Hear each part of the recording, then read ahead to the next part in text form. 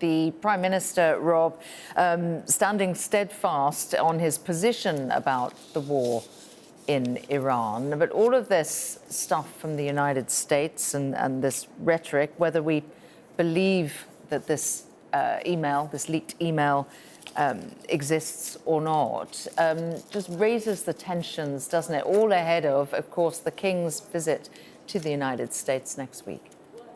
Yeah, absolutely. Number 10 not wanting to really get into a back and forth with the US over the specifics of these quite extraordinary threats for the US to maybe change its position over the sovereignty of the Falklands if the UK and NATO allies don't support the US more in Iran. Not wanting to engage in that, but certainly restating the UK long-held position and saying that that is not going to change anytime soon. The Prime Minister's spokesperson saying that sovereignty over the Falklands rests with the UK, that self-determination is paramount, and that the question of the Falklands and the islanders' right to self-determination is not in question. Now, a couple of times the Prime Minister's spokesperson was asked whether the UK could defend the Falkland Islands, and he didn't want to go there. He said that was a hypothetical, that's not the situation we're in. We've expressed our position before over the Falklands, and that position is unchanged. Now, there was also an exchange where the Prime Minister's spokesperson was asked about the pressure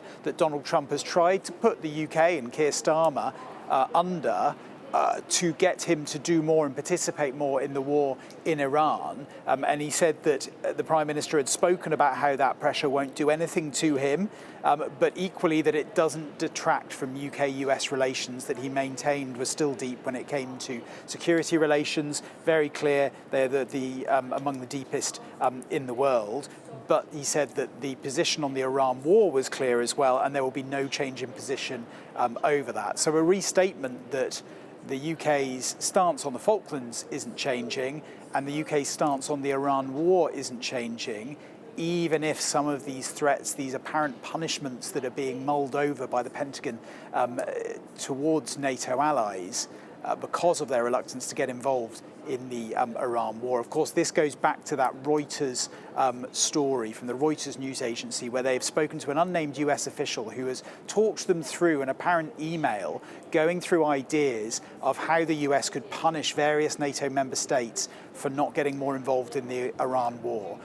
This idea towards the UK of changing its position over the Falklands. Of course, Argentina lays claim to the Falklands as well. Also, among that list of ideas, restricting what certain states could do within NATO. Now, how that's even practically possible, I'm not sure.